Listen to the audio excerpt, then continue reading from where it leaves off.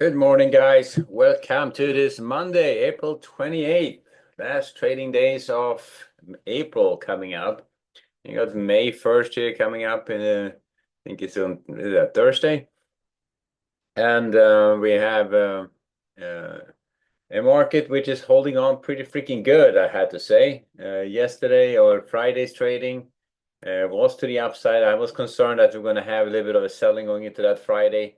Turned out to be a strong close. Look at that close. We were up here against the upper levels at 55.50, and that's just took me a little bit by surprise. So we have up here finally up against resistance, and we have at least one full day with a head. We didn't just absolutely came up and just kind of failed right away. So let's see if today can be the day they try to scratch up above the level, huh? Anyway, news this week. This morning is not much to deal with. 10:30 we have a Dallas Fed manufacturing survey. That's about it. That's 10:30, so nothing at 8:30 or 9.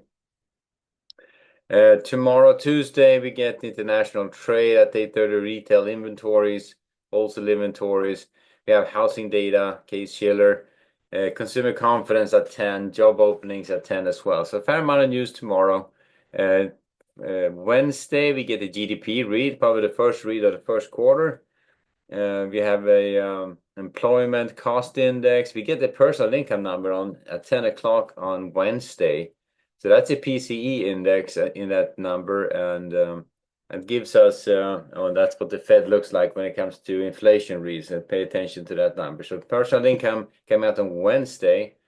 Thursday, PMI, ISM, construction spending. And then Friday, we get employment situation. So Thursday's May 1st, Friday, May 2nd, employment situation. So it's going to be a reasonably busy news week. So today, for today's trading, though, not much news to drive the market, but I'm going to start off with a slight bias to the upside, see if they can bust through these upper levels. Just be very mindful that you are right in a pretty good area of resistance. So getting short against these upper areas, definitely opportunities for potential moves to the downside. Usually when I start from the long side, I'm a little bit less aggressive on the short side. But these levels up here up to that 55.70, they are good resistance areas. So I would not be shy of trying to take short trades against them. If they get up above this area, the 55.70s, the above that ledge at 60s and then the 70s, I think if both of these upper areas comes out, I think we may be turning capital flow. We may be actually starting off with to work ourselves back up the ladder here again. So it could be an interesting day, an interesting week for sure. So starting off, a slight bias to the upside, looking to buy against the 55.30s, 55.20s.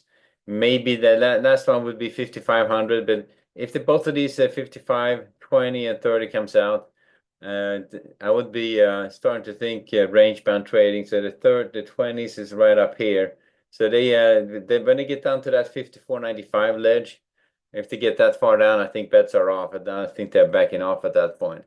It could still be part of some early weakness if that's what's happening. So starting off, looking to buy against that 55.30s, 55.20s. Last one would be down here at the 54.95s for rotations back up. So these three levels. There could be something in between here as well. I don't have a really good sense of if this ledge is going to be good or not. It's a volume edge here in the prior overnight, but they'd be trading back and forth in Friday's day session. So I think that could be not as strong as you might think. But looking to buy against 55.30s, the 20s. The last one would be down here at the 54.95s. And below 54.95 is better off. I think that we get confirmation that we're heading back lower again or backing off this upper edge. And on the way up, looking for short setups against the not going to be super aggressive on this ledge in between. I don't think that's strong. It should actually be just a tad higher too. Hang on. It should be just, yeah, it's a little bit higher like that. There you go. So looking for short setups against this 55. 45s, for 45s, 50s, 60, 65s, up to the 75s here for rotations back down. I think between the 50s and the 60s, 65s, I think that's where you find it better short. If they start taking out the 60s, we may have a shot. The whole thing is starting, and it's at above 75. I think we have confirmation. That takes us up a little bit above this 60 level on our way back up in this upper area. And at that point, the next attractor is going to be up at 56.20s. And then we get up in all this whole area where a big attractor at 57.50s. But remember that we had this big retest failure going on this at this level at the 5500s, and you can see that on the this is the daily chart, by the way. As you see this area up here. They were down here for a bit, 55.50s. They bounced, and here's that April 2nd announcement. They came out and they announced the tariffs, and that whole thing has went to shit. And then we had this all crazy stuff going on, and we're right back up, reverse retesting this area again. So on the candlestick chart, you can see that reverse retest pretty well. And the same thing on the capital flow, very well, very nice volume edge right there. So if they can get up above this area and start retracing, we may be back up in an area where we can start seeing some change in direction on the capital flow. So that's how we get started on the ES this morning. So let's get down a bit. Hang on. So range bound trading, biases to the upside to get started, at least to get started. Looking to buy these support areas, the 30s, 55.20s, down to the 54.95s. And looking for short setups against the 50s, the 60s, 65s, and above 60, 65s. I think we have a good shot. I keep going. And I would look for 75 as the last level for confirmation. All right, so that's kind of the way I'm looking at the ES to get started this morning. Let's hope we don't get that day session kick in and they just knock us right back down in that lower range again. That would be a crappy start on a Monday. That would mean that the whole thing failed right from the get-go. Hang on, so let's see, NASDAQ and the bonds. So let's start with the bonds. Bond market backing off a little bit. They're pretty much in the range right now. So I wouldn't say they are in an oddball territory. They're right here in between, right in the middle of this. So as you start folding these distributions together, you'll see them become one big, nice distribution, where the upper levels is going to be up here at the 118.16, the lower levels down here at the 111, 112s. But at this point, I'm starting off range bound on the bonds. They're a little bit above this area. They're trading right at this ledge right now, this prior distribution ledge, around 16. So starting off range bound trading on the bonds, looking to sell strength. Initially aggressive would be at the 15.26s, the 116s up to the 116.06. We're going to buy weakness 115.16, 17, 115.12. 115, 6 to 8 for rotations back up again. Below 115.06, look for a potential direction to the downside, and I would say above the 116.06, look for a direction to the upside. So fairly straightforward. They're trading in the middle of this range, so I don't think there's nothing crazy going on there. But always pay attention to the bond market. If they start moving, or gold start moving, you always have to kind of pay attention to those. NASDAQ. The good news with NASDAQ is these guys already took out this ledge. So they already cleared this herd of that three-letter ledge we talked about, that 360. They were up here. The Thursday, Friday's trading was back and forth. They were probing down here. And so they're kind of leading the charge right now to the upside. And there could be in a nice move here, heading up towards this 20,000 attractor. So if NASDAQ keep going, I think it's going to drag the ES right with it, and we'll be on our way higher and see some change on capital flows. This could be a nice change in capital flow on the NASDAQ. So initially starting off on the long side on the NASDAQ, we're going to buy weakness against the 450s, 19,400s, 350s, down to the 310s for rotations back up. Below 310, I think we are back. Then we are back. This ledge is at 360. So they start taking out that 400, the 350s, and down here at the 300s. I think we are below that ledge again and back in territory where we may be backing off from the highs. So Nasdaq, this could be just a probe on a Nasdaq, and not Nasdaq is a little bit too volatile to say that yet for sure cleared it. We will see if they take out these lower areas, the 350s and the 310s. We know we are heading back down again at that point. And on the way up on the Nasdaq, I'm going to be a little bit less aggressive. And the ES is right up against resistance. The Nasdaq's not so much. They have already taken it out, so I would just be a little bit less aggressive on resistance. I think the better ones comes early if they're going to count at 540s and the 590s for rotations back down. But if neither of them are taken out, I think we're going to either stay in the range or start backing off again. So that's the Nasdaq. So a little bit less aggressive on the shorts, on the upper levels on the Nasdaq. Prefer to buy weakness. Watch these lower areas, the 340, 50s and the 310s here. If both of them comes out, I think we are back below this three-letter edge, comfortably below it and heading lower at that point. So we'll see how this whole thing shakes out. But not much news to drive the market. So I think the general sentiment coming out of Friday is probably going to be prevailing in today's trading as well. And the fact that Friday closed in a pretty good spot is very positive. So I think we may be in a good spot here to potentially take out resistance. On gold, still all over the place. We can find my capital flow on gold. I was tempted to. I think I compressed it a little bit.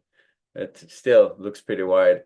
You can see in capital flow here, it looks like we're settling in around this area between the 3300s and that 3350 level.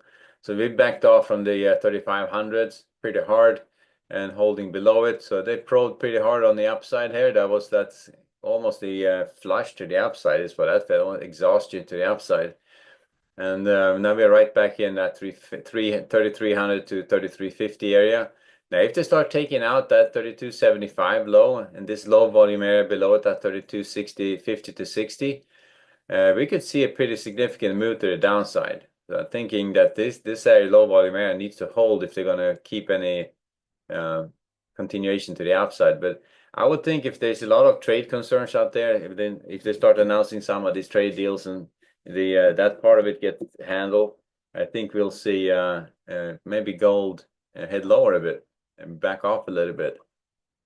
We'll find out. At this point, though, I would start off from the range band, and I would look to fade edges up to the 3360s, buying down to the 3275s in a general sense, because it's pretty wide, this range. At this point, it looks to me like the overnights have been trying to take it lower. So buying against weakness at this point, 3300s, 3290s, 3280s down to the 3270s for rotations back up. Last one will be done here at the 3270. This is 75, 70s. And if that 70 pro comes out, then we are closing this, taking out this low volume area and heading lower. It's much more obvious on the F1 chart, this low volume area. And then you have an attractor right below it at 3240s, a pretty good one at that. So we'll see. But and if they start retracing this to the upside, I would say not going to looking for short setups until we get up here towards the above that 3340s up here. So if they come up to this attractor area at 3340s, I think we are maybe looking for short setups up here towards that ledge at 3355 to 60s.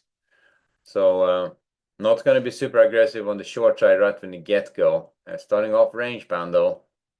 And I would say that the better short's going to come up here at the oh, come on. Hang on. There it is. So it's going to come up here at the when it head up to 30s, the 35s, 45s, 53s up to the 59, 60s. Especially these three upper levels. That's where you start looking for short setups a little bit more aggressively if they get that far up. The area in between any of these can potentially set up some short trades. I would just not be that aggressive in the area in between here. I would hold out for them to get up to these upper levels before I would be aggressive on the short side. If they start really moving this higher, I would just stay on the long side and see if they just not trying to avoid buying into a resistance area, so you get caught in a potential back pullback. So after we get started on gold, to buy weakness down to that 32.75, 32.70s. These three levels comes out on the bottom area. Bets are off. We are heading lower. And I would not be super aggressive on the short side until we get up towards that 33, 27, 28 level. That's where I would be more aggressive on the short side. And then finally, oil. Where was oil capital flow here? Let me see. There it is. So capital flow, we can building value right here below this area at 61 right now. That's the retractor area. They're up here probing to the upside again. But as I keep saying, the general direction is going to be down. So I would favor the short side in these upper areas against up to that ledge, three-letter ledge at 64.78. If that ledge comes out for some reason, yeah, I would look for a retracement back to 67. But as I said, I'm not quite thinking that the price is going to start spiking to the upside. That would be some kind of shock, supply shock, or geopolitical event causing that. So initially looking for short setups against the 63.20s, 63.50s, 63.80s for rotations back down, and looking to buy against 62.50s, 62.20s, down to the 61.75s. A bit of caution on the short side, or sorry, on the long side, as you start trading lower, because they can run it all the way down to the 58s before you find support. But in the interim, we have pretty good support down here at the 61.71, which is your attractor area right there, the mode. So that could potentially be a nice for a range bound trading day. And you can see they held this support there a couple of times before, so could very well be worth a potential long trade against the 61.75 area if you get down there. And the lowest area there is 61.50, but that's kind of how we get started on oil. So range band, I would start off range band, looking to sell strength up to that upper level 63.80, yeah, 63.90s, and then look to buy weakness down to that 61.75 area. And I think the better long trade probably comes in these two lower areas, and the better short probably in these two upper areas. So we'll see where they end up on oil. All right, so that's oil, range bound trading on oil, range bound gold, slight bias, looking for that potential retracement to the upside since they've been all trying to take this lower already. Still, there could still be a nice run down here in the starting off the day session. So we'll see how that shakes out. So that's oil and gold. Back to the ES, and ES is pretty much where we left it, still holding on. So let's see if we get the pullback here, or if they're going to be able to start climbing that wall of worries. Done it for a couple of days now. Let's see if they can keep this going. So I'm going to wrap it there, guys. So good trading this Monday. This is also this week also wraps up the first month of the second quarter, and we still got earnings, as you know. We still are right in the smack in the middle of earnings season, so look for earnings to come out throughout the week. So good trading, guys. I'll see you back at 11:30 for the next update later.